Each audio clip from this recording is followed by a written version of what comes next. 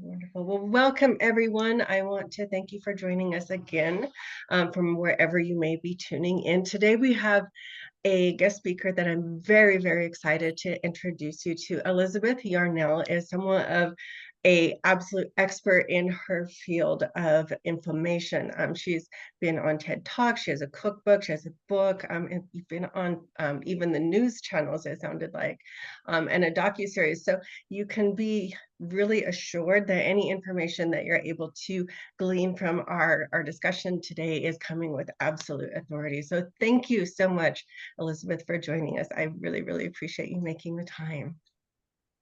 Thank you, Clarissa, for that beautiful introduction. I'm always honored to be reminded of all of these things that I have done in the pursuit of discovering the foundations of inflammation and how we can deal with it. Right. No, I think it's you have a really good point there. We forget what we're learning in the pursuit of what we're learning. And I think that is important for all of us to be reminded of that from time to time. How did you come into this space? I'm really curious. So for me, it really all started one day in 1999 when I went to sleep as usual. I had been up late that night working on an article. I was a freelance journalist and I was writing for the Denver Post. Mhm. And as I was brushing my teeth, I printed out the final draft of my article and I was reading it through and I noticed that there were three spots that I really wanted to make edits before I turned it in the next day. But it was late and I was tired. So I just set it aside and went to bed. And when I woke up the next morning, I literally was blind in my right eye. Oh my And gosh.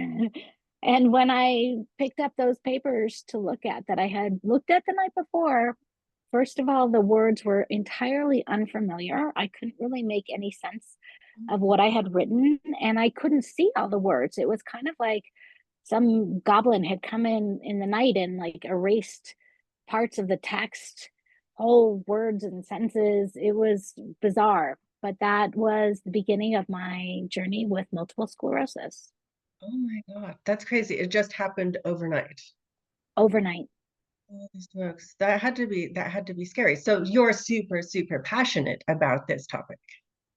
I am because really, I look at it that it really means the most to me what my future looks like. And my doctors were pretty adamant that there was nothing that I could do to change my future. And they told me that 80% of MS patients experience significant disability, that I'd probably be in a wheelchair by the time I hit 40 years old. And that wasn't the way I wanted my life to work. Right. Yeah, definitely understandable. So that was definitely a Kickstarter in you pursuing alternative therapies and treatments, I would imagine, and educate. Exactly.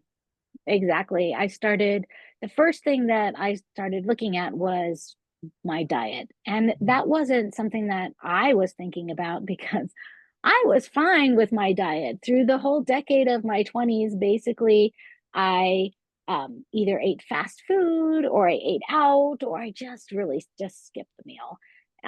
The only staple foods I kept in my apartment were Crystal Light, Diet Coke, and gummy bears. Awesome. But I had recently become engaged just a few months before this, and my fiance was a competitive athlete. In fact, he had just that winter before ranked, I think, sixth in the world in as snowshoeing. He had done this up and down a mountain on snowshoes and come in sixth, which was amazing. And he was the one who pointed out to me that my diet was pretty crappy. So that was the first place I started looking was what was I eating that wasn't helping my body that maybe had led me to this place where it felt like everything had fallen apart and was no longer working for me but was actively working against me. Right. Yeah. No, I think, that sounded like a little bit of tough love, but it was enough to get you going in a different direction. So that's amazing. Um, awesome. So with what your diagnosis was, then you went on, to assess basically what you were putting in your body. What did you find? Like, how did you come to that correlation? All my doctors said there is no correlation between what you eat. But yeah, they said everybody should have a healthy diet, but they couldn't tell me what that looked like. And I didn't really know what that looked like either because there were all these fad diets. This was 1999. So Yeah. the fad diets at the time were like Atkins and South Beach diet, which are just really early iterations of this, like uh, carb or not, I'm sorry, carb low carb, Mhm. um, protein heavy diets, which we still see today all the time.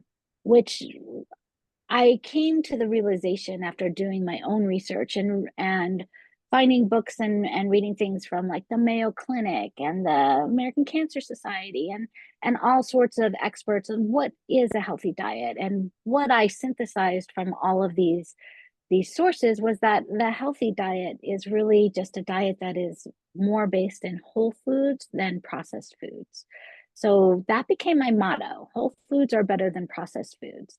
And that really means that avoiding processed foods and focusing on whole foods means that you avoid all of these questionable additives and preservatives that are all over our food supply because our food manufacturers are really doing things to increase shelf stability of products or make them more consistent over wide areas of the world. So, like if you go into McDonald's in Tokyo, it will taste the same as the McDonald's in Kansas. But those are things that the human body really didn't evolve to be able to process. And the longer that I have been researching and studying this, the more I really believe that we are not designed to be able to metabolize all of these additives and preservatives or colors and artificial flavors and all of these emulsifiers and preservatives that are everywhere, Yeah. everywhere, certainly everywhere that I was eating, because I was eating all this crap food, really faux food, we should call it. Um, and if you stick to more whole foods, which is not a reference to the grocery store, but a reference to foods as they are in their original state. So, like a potato instead of a McDonald's French fry, which actually has 19 ingredients in that McDonald's French fry. It is not the same as taking your own potato, slicing it, and frying it up. So that for me really was revolutionary and took me a long time to really fully implement because I was so far on the other side. I had to learn how to cook, first of all, because I Mhm. hadn't been cooking for myself really my entire adult life. And, and so at this point, I was um, just about to turn 30 when I was diagnosed. And this led me to trying to figure out, well, how do I cook these whole foods? If I really am dedicated to eating a whole foods based diet, how do I prepare these so that I can do this without really exhausting myself all the time? Because one of the first things I figured out was that preparing and cooking and eating whole foods all the time is very time and labor consuming, which was why we ended up with convenience foods to begin with. Um, there was at that time in the maybe late 90s, there was this program on PBS that was called something like Pioneer Families. And they had these 5 families who they literally put in a covered wagon and dumped out in the prairie in like Montana. And they had to live like pioneers. And it was an early reality show. And at the end, or during the process, what we really saw was that the women in this experiment, their entire lives were focused around preparing food, cleaning up from food, um, cleaning up. Like it was so many domestic tasks that was completely time consuming, which was why when convenience foods came around and when companies started offering these foods and putting in all of these additives and preservatives and other extraneous, non-nutritive ingredients, that we welcome them because it was liberating for women. But now we had to, or I had to go back, and I really didn't want to live like a pioneer woman. I had a business I was running. I was a busy person, and I wanted my life.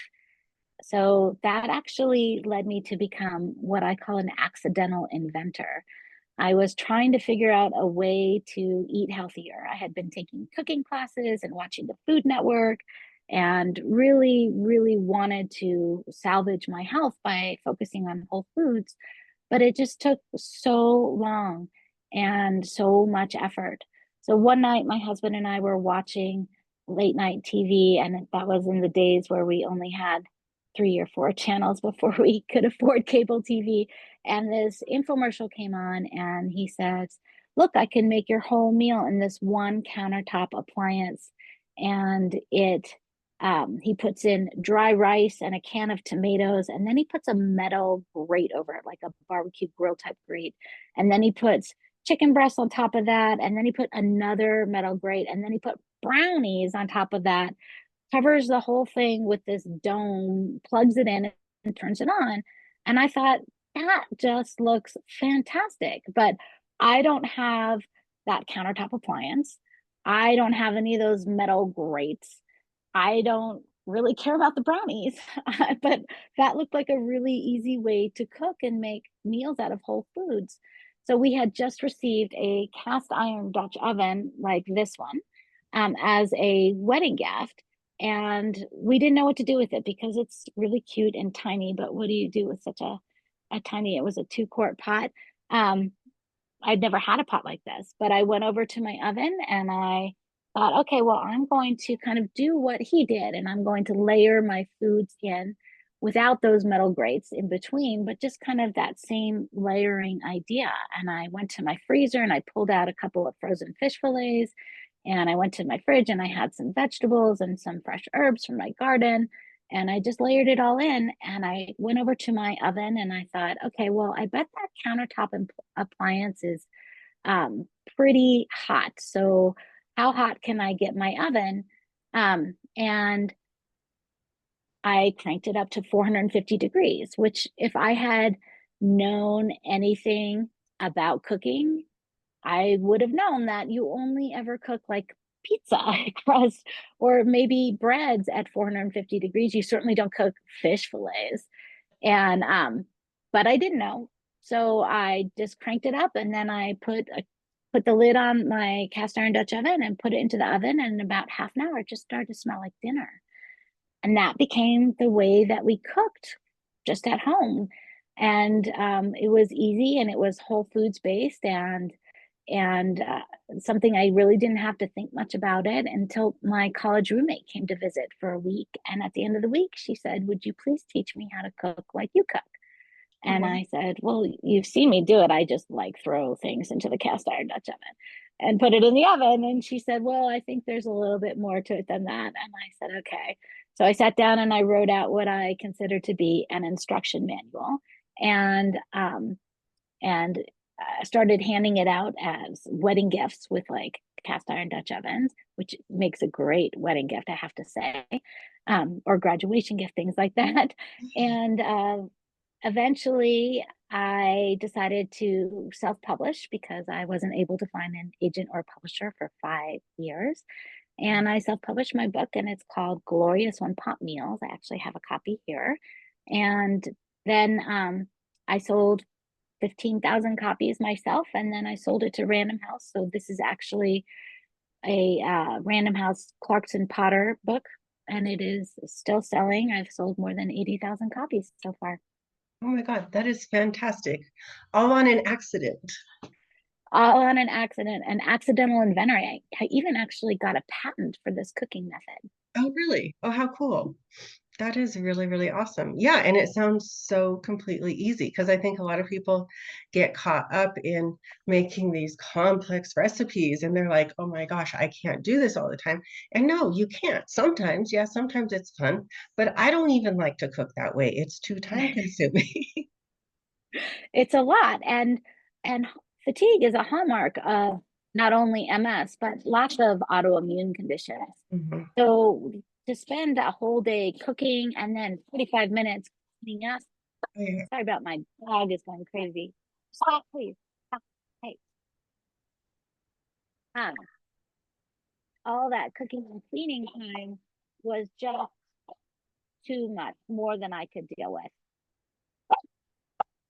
Yeah, for sure. Can you please stop? Stop. Stop. Go. Go, go, go. Go away. Sorry. That's okay. We can edit that out. Um, yeah, no, that is amazing. I think it makes just absolute total sense to be able to make everything that you need, you know, in one go. You cut your things up, you put them in the oven, and then you can clean up and just go about the rest of your day and have a meal that's actually nourishing your body instead of presenting it with chemicals that we have to, try to expel through an already taxed system. That's a really good way to put it, that our system is just taxed. and Yes. and we have, each of us inside of us, we have what's called a tolerance threshold. Mhm. And that threshold is unique for each of us. It's not the same for anybody. So what somebody else can tolerate might be fine, but what we ourselves might be able to tolerate might not be as much. Or maybe we've had other things that have led to reaching that tolerance threshold. For instance, one of the things I think really adds to our tolerance bucket, which is what fills up to reach that tolerance threshold, are parasites. And we live in a society that doesn't really acknowledge the existence of parasites, but they are everywhere, even in what we consider to be our modern, hygienic, clean society. Parasites are everywhere, and the human body considers them foreign invaders, and we don't like foreign invaders inside the body. So there's all kinds of things. And as we reach perimenopause, and I myself am, wow, old am I? I'm 56. Am I 56 or 57? I think I'm 56. um, then all sorts of things are shifting in our bodies as we reach perimenopause. And for me, perimenopause started when I was about 47, maybe even actually a little before that, in my early 40s. And things that maybe I used to be able to tolerate just fine, I no longer could tolerate. And I had to come to that realization that if I wanted to live my life without drowning in hot flashes constantly, and being able to sleep well again, and wake up rested, that I really had to treat my body a little bit differently than I did when I was 23. Oh yeah, 100% for sure. Yeah, and I think that's something that a lot of women struggle with because they'll go back to things, that they did in their 20s or in their early 30s that worked and where they felt fine, but their body does not have the same response anymore. And I think that a lot of women really struggle with that, and they'll spend a significant amount of time continuing to try things that no longer serve their body. Right, right. I've even found that for myself, like the things that I used to be able to do to lose weight in my 20s when I needed to, don't work anymore. The things I used to do in my 20s, like drink a lot of coffee, I can't handle that. I can't handle any caffeine, period, Mhm. at all. Whereas when I was 20, I would drink caffeine at midnight and be fine. So it's we just change as we go through this stage of life. And I, now that I'm kind of on the other side and fully in menopause, I have to say I love it. I'm so happy about it. I don't miss having a period one iota. I don't know anyone that would. Right. I feel like I had it for long enough. I paid my dues. I did my duty. I Right. don't need it. I had my kids, and even with my kids, I like being on the other side. I'm an empty nester. This is really my second year as an empty nester, and I think it's another um thing to welcome in this phase of life, and to celebrate that success of launching those kids out of the house, and being able to really focus on myself for the first time in so many times after motherhood. Right. No, that's such a good point. We have one more year left before the last one leaves, and it's like, I've had the other three go, and it's always a moment of sadness because I mean your life is changing, their life is changing. But like you said, it's such a time to start reclaiming that time for yourself because we do totally give it up. And if we've done our job well at home, they're gonna be okay. Right, right. And really we should celebrate ourselves for successfully launching humans out of the house. Hopefully they're launching somewhere, but regardless, they're adults and they're going to make their own decisions, and our job as moms or as parents is to raise beings that make wise decisions, because we're not going to be there every time that they have to make choices. Yes, that's so completely, completely true. I think that most moms do not give themselves enough credit for sure.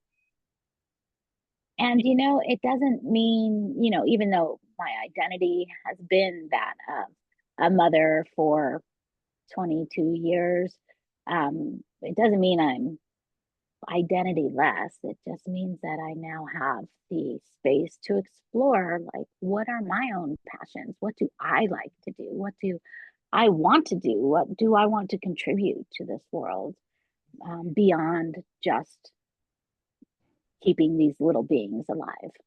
Right. No, that's so completely valid. I felt the same way. And I know this is completely off our topic of inflammation, but I know. when when the kids started moving out, I was able to finally start identifying things that I enjoyed. Like I knew that I liked exercising, but beyond that, I took care of the kids. I cooked the food, I did the laundry, I went to work, I took care of the kids, and that's all I did. And there wasn't room and there was not time for me to even be able to like anything outside of that small box. It just feasibly wasn't possible. And so it's been, you know, like an enlightening experience to figure out the things that I really enjoy. Yes. And the freedom to pursue them too, Yes. without having to be on the kids' schedules Oh my gosh, and yes. everything. And even if you don't have kids, but you're still going through this, really, I think if you were childless, then these years leading up to menopause probably were really focused on establishing yourself in your career and, getting ahead and really trying to be what is still a man's world. Mhm. So now is a good time to give yourself some grace and to say, okay, how can I really reclaim my femininity and my feminine power? I used to say, even in my teens, I used to say that I was looking forward to becoming the crone, because there's what the maiden, the I forgot what they call the wife or the mother, the maiden, the mother, and the crone. That's what it is. Yes. And so as a crone, now you're the wise woman in the tribe, and you don't have to be concerned with all of the minutiae that happens in the early parts of growing and maturing in life. You can really kind of sit back and say, well, what is the wisdom that I've accumulated? What is the wisdom I'm still looking to find and to capture? And how can I embody myself as a whole person? Okay. No, I think that that's completely valid. And like you said, in the space of not having children, I think it is probably entirely applicable. Yes. Um, but to kind of steer us back to to our original topic. Yes. So as women go through this change inside of menopause and our hormones change, and literally that changes everything, like from our complexion to our hair to our gut, which then impacts everything else. Um, Are there specific things that you've found that can cause increases in inflammation during this time? Yes, actually, huge things, and things that are everywhere in our world. So I really believe and have come to recognize through my research and my clinic that when we are exposed to all of these toxins in our environment too, that affects the way we metabolize everything and the way that our bodies express themselves, whether that's through health or through dis-ease, or which is like the opposite of health. And inflammation is really the opposite of health. And a lot of things in our world can cause inflammation in our bodies, things we may have just become accustomed to using, like laundry detergents that have really intense fragrances. I remember driving my daughter's preschool carpool and picking up the next door neighbor child, and him getting into the car and really in a cloud of Tide fragrance. And it's almost like when I think back on it, I visualize like Pigpen in the Snoopy comics, the Peanuts comics, like always walking around with this kind of cloud around him of, in his case, it was stink or dirt. But in this case, it is really just fragrance that is dumped into everything that we use, from our laundry detergents to our dryer sheets to our shampoos to our perfumes to our lotions. Everything around us is saturated with these chemically designed fragrances that overwhelm our body's own natural abilities, really, even to use our senses, like our sense of smell. Your sense of smell becomes deadened after all this continuous exposure to these, to really, when we use these laundry detergents and dryer sheets that are full of all these fragrances, we are enveloped in this cloud of chemicals as we sleep, as we walk. It's coming in through contact with our skin. It's everywhere in our eyes. I remember reading a story about somebody whose family had won a contest in the 1980s, and the first prize that they had won, was like a lifetime supply of dryer sheets. And you might think that they might have gotten a bunch of little boxes of dryer sheets like you see in the grocery store, but instead somehow they received like a big industrial size spool of dryer sheets that they kept in their garage. And one by one, everyone in their household began falling sick, and they got cancers, and walking into their house, their eyes would tear. And it was just so intense that those chemicals, they contaminated their living environment. Mhm. Oh, that's crazy. I have not read that story. Yeah. So, so then, I guess what I'm hearing is that not only like are we looking at the chemicals in all of our processed foods that greatly contribute to the inflammation, but also the outside chemicals, our laundry detergents, our shampoo, our conditioner, body lotion, candles, room deodorizers, all those things that have the word fragrance, correct? You are absolutely right. Thank you for bringing up candles, because that is something people forget about. But most candles, especially like mainstream candles, like Yankee Candle Mhm. type things, those are petroleum based. So every time you burn them, you are actually burning carcinogens and emitting those into your air, along with those chemical fragrances that they're putting in. If you want to really clean up your environment, you should get rid of all of those conventional candles and replace them with ones that are made from soy or beeswax, that have maybe essential oils or actual whole flowers as fragrances, things like that. That those are better alternatives if you are a candle person. Okay. Yeah, I was just gonna, you answered my question. So we're looking for ones that have essential oils versus artificial fragrance, or even Right. what about the word natural fragrance? That's not essential oil, right?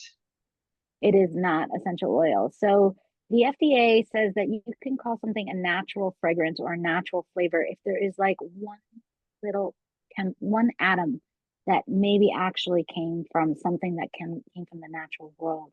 But most of the ingredients in something that says natural fragrance or natural flavor are chemicals, and they can hide up to 250 chemicals under that little deceptive phrase, natural flavors or natural fragrances, and they don't have to disclose what's in it because it's considered a trade secret. Oh, that's wonderful. I love things like that. It's like, we coach a lot of nutrition and people are using calories or they're using macros, and there's that allowed discrepancy on the food label of really how many calories are really in the food item that they're eating. It's fun times. Yes, yes. And actually I hate the whole idea of calories. I think that that has been a huge deception that we have been fed. Calories are, and these ideas of macronutrients like protein and carbs and sugars, Mhm. they're I feel like they're kind of irrelevant. If we stick to whole foods, those are the foods that we evolved on this planet to be able to eat and digest and assimilate and thrive on. And they come with their own um, formulas of macronutrients, and we shouldn't mess with Right. that. We should just realize that those are the optimal ways to eat foods and not really worry about counting calories or or counting sugar or protein, things like that. We just really should focus on eating real food. Right. No, real food is always going to be the best, hands down. I think for some people it can be, a process, and I'm sure you experience this too, and I know I have, to go from eating what we were traditionally eating, like the packaged foods, the convenience foods, to eating, a food that's a protein and a food that's a carbohydrate and a food that's a vegetable. And because not only is it hard, like you were saying, there's that lack of knowledge, which again you also brought up at the beginning. So sometimes it can take a while for people to make that transition. But I also think it's really great if we can, shift to where we're eating mostly those foods. And even if it's not possible to, give up all the processed foods, eating mostly things that are whole is still going to do a tremendous amount to help someone feel better. Yes, I call it the 80% rule. If you can be 80% compliant 80% of the time, you're going to experience Mhm. increased health and healing is going to happen. So don't worry about the perfectionism of being 100% of anything. You just kind of make that your goal. And if you can be 80%, you can make it 80% the way, you're going to see the difference. And especially in this menopausal change of lifetime, because our bodies can't do what we've demanded them to do when we were younger necessarily. So we just need to recognize that and be more aware, because honestly nobody else is looking out for us. The government's not looking out for us. um, Nobody is holding these food companies accountable for what they put um, into their foods that are on the grocery shelves, that we then make the assumption, oh, this is for sale in the grocery store, this must be safe to eat. And that is not necessarily true. uh, the European Union has recognized 250 chemicals as being safe in their foods and products, and the United States accepts 2,500 chemicals Cool. and So, probably more. oh yeah, I'm sure. And I think some people get, caught up on like, well, it's FDA approved, but the FDA was never ever put in place to protect the people. It is put in place to protect the manufacturer. And maybe those chemicals are okay in the amounts that they're putting in the foods. But again, it goes back to what you were saying in the beginning, about our tolerance bucket. It's you're putting these things in, and there's so many different things, it's all adding up. So yeah, maybe the chemicals in your popcorn is fine, but it's not when it's combined with your laundry detergent and your candles and the pizza, the hamburger, the French fries from McDonald's, and it just all adds up and it becomes too much for your body. You're absolutely right. I don't know if you remember when it came out that a lot of people were getting really sick because they would make their bag of microwave popcorn and they would open it up, and Yes, from inhaling the aerosolized basically chemicals that they were putting in to make that butter flavor. Mhm. And they were going right into their lungs, and people were getting very sick from Right. No, that is a good point. And I'd forgotten entirely about that. We're old enough to remember, probably Right. if Yes. you're listening to this podcast, you might be old enough to remember. Yeah, no kidding. Oh my gosh, that's so true. All right. So we've got a few more minutes, but we've got things that are causing inflammation. So we have our food additives, we have the external chemicals. What else are a couple more top contributors to inflammation? Well, you brought up exercise before, but that is another big thing that can really help with reducing inflammation, because when we move our bodies on a regular basis, and it doesn't mean you have to exercise an hour a day or X number of hours a week, really, it can be as little as walking every day. Doing something every day for even 7 minutes a day makes a huge difference in how your circulation moves through your body, and how your lymphatic system is able to process those toxins and move them out, because oftentimes our lymphatic system gets really stuck if we're really sedentary. So one way, or there are a number of ways that you can really help your lymphatic system to um, move. Just any kind of movement helps, even just walking. Also, you can do rebounding if you have one of those little mini trampolines. I have to say, I found my little mini trampoline on Craigslist for $5. People are always looking to get rid of them. And it's great because it's called rebounding, and it uses gravity to help activate that lymphatic system and move toxins out. You can do dry brushing, is a really wonderful self-care ritual. It takes about 3 minutes, and you get a dry brush, and you can look on the internet and find the instructions for the technique for using dry brushing. But before you jump in the shower, just like stimulating that fascia layer underneath your skin that traps the lymphatic fluids, and helping it to move out can help with inflammation, especially in midlife. One of my favorite anti-inflammatory activities is taking a hot bath with Epsom salts. And then of course, I add my essential oils in there to make it even more of a luxury. But because salty water allows our cells to osmotically release toxins into the water as they search for homeostasis from the saltiness of the water. So I use Epsom salts or Dead Sea salts in my bathtub and try to do that on a fairly regular basis. Um, so those are a couple of my favorite detox or lymphatic Mhm. activation rituals that I do myself. Right. No, I've heard of all of this.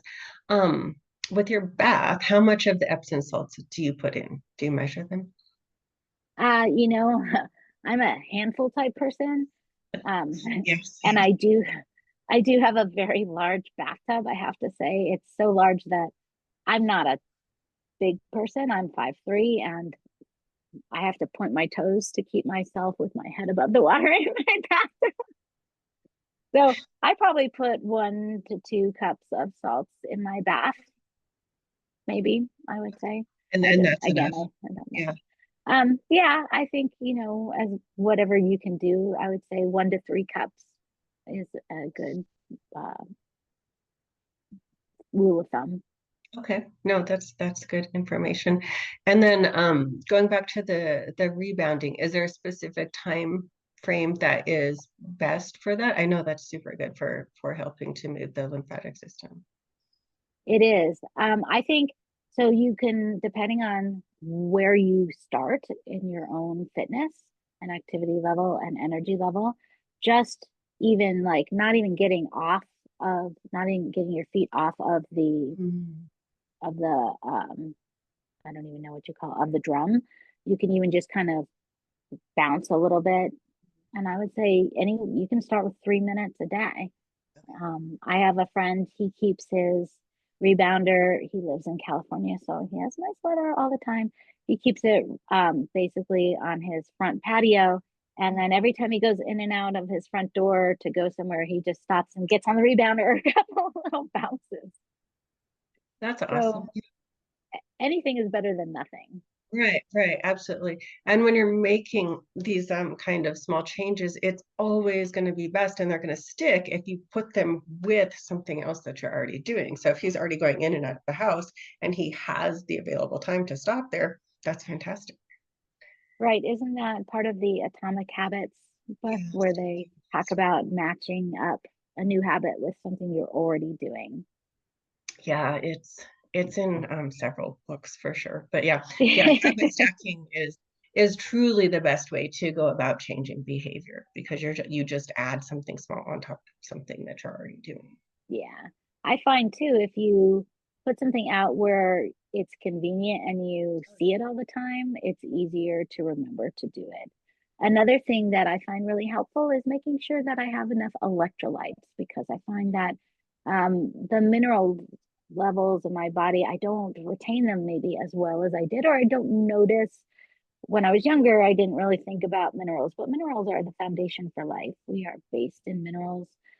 Everything on this planet is based in minerals and including the human body.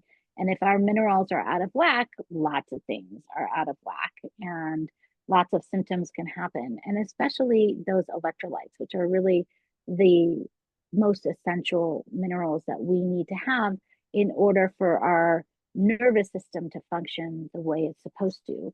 I like to think of like how we have to get out of a swimming pool when there's a lightning storm, because if lightning strikes the water in the swimming pool, that electricity will travel through the water and then you'll become electrocuted. But our bodies are electrical systems too. And we are made of 60 to 80% water, depending on if you're male or female.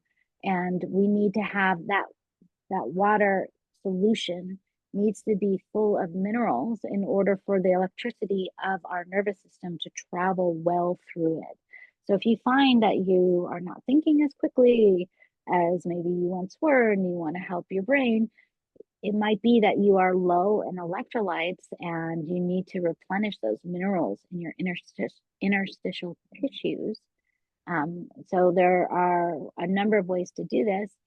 My favorite way is to drink coconut water because coconut water is as close to plasma as, especially if you add some sea salt to the coconut water, it's as close to plasma as really we can get orally taking it in. So coconut water is a great way to replenish electrolytes. I'm not a huge fan of things like Gatorade and Pedialyte, even though they also replenish electrolytes, but they have chemicals and colors and flavors in them that I'm trying to avoid. So coconut water is clean, especially if you read the label and make sure the only ingredient is coconut water. If it says something like ascorbic acid with it, that's not clean. If it says less than 2% added sugars, they've added something to it. Stay away from that one. Clean coconut water is great. You can also get electrolyte drops. One of my favorite companies is Eden, Eidon, Ionic Minerals. They have great electrolyte drops you can drop into your own drink. I have some in my shop on my website as well at elizabethyarnell.com. Different brand, but also electrolyte drops. So that can make a huge difference in how you feel if your mineral levels, if you replenish your mineral levels. Right. No, it's so true. And I think the your water too, so your level of hydration is also important for moving the lymph through the body. It is, it is. And not all water is created equal, unfortunately. If you look, our tap waters in our municipal areas can be contaminated. They work really hard to clean them out, but then they add things like chlorine, which is great. We want it clean, but we don't necessarily want to drink it. Um, so I always drink filtered water. I try not to drink bottled water because of the microplastic issue of leaching in, but if that's the best option, that is the best option. But in my house, we have a whole house water filter Mhm. that is in our basement where our water line comes into the house. And so every tap in our house is filtered, because especially like when you take a shower and the water's hot, now that chlorine in that water is becoming vaporized and aerosolized, and then you breathe chlorine vapors in, Mm. which can impact your health also. So we filter not only through our house, we have like a 7-stage filter in our basement, but then we additionally filter our drinking and cooking water beyond that. Yeah. Yeah, no, the water, like you said, they try to get it clean, but I think there's a lot of things in it that we don't want to be having. Right. There's still a lot of people who think that the right way to dispose of old medication is to flush it down the toilet, which you should absolutely not do, because now you're contaminating your municipal water supply, with chemicals like antidepressants and hormone modulators and all the toxic chemicals that are in our pharmaceutical medications. So please, please, please don't flush old pills down the toilet. Right. Yes. Such a good point. I think those, overall though, were some really, really great tips for reducing some of the systemic inflammation that we see, especially as we start going through perimenopause. Was there anything else that we missed that you wanted to make sure that we add on, Elizabeth? I think those are pretty big things. I Mhm. have a book coming out about inflammation that will be out soon. It's called the Multiple Sclerosis Inflammation Connection, but it applies to inflammation across the board. So if you feel like that you are suffering from inflammation, whether or not you have a diagnosed autoimmune condition, which any autoimmune condition, the definition is chronic inflammation, but it doesn't have to be as dire as an autoimmune condition. So in the book, there's a lot more tips about how to help your body and how to recover from really the toxicity of our modern world. Yeah, it's kind of toxic, isn't it? It is, it's sad, but we can work to avoid it. Right. Yes, we can. It's a never-ending task. So you have the book coming out. You mentioned you have a website. What was your website? So my main website is elizabethyarnell.com. And then I have lots of websites that come off of there. But I'd love to give our listeners a free gift. Are you okay with that? Oh yeah, absolutely. That would be wonderful. So, if anyone who has been listening to this is wondering whether inflammation could be sabotaging their health and their life, you are welcome to take my inflammation quiz. It's at inflammationinvestigator.com, and give yourself 10 or 15 minutes to take it. It's not a quickie quiz. It's not 3 questions, but it will really open your eyes to all the things that could be causing inflammation and the source of your symptoms that you are struggling with. So, inflammationinvestigator.com. All right. No, that's awesome. That's so nice of you. I'll make sure that we post the link for that under the podcast as well, because then Thank they should you. be able to copy and paste it. Well, thank you. Thank you for your time today. I really appreciate it. I think this was a super valuable conversation. I certainly enjoyed it, and I hope that anyone listening did as well. You can find Elizabeth on her website. If, like she said, if you think you're struggling with inflammation, she has the quiz that you can take, and we will post that link to the quiz in the caption here as well. So thank you again for your time, Elizabeth. I hope you have a wonderful day, and for our listeners, we will see you all next time.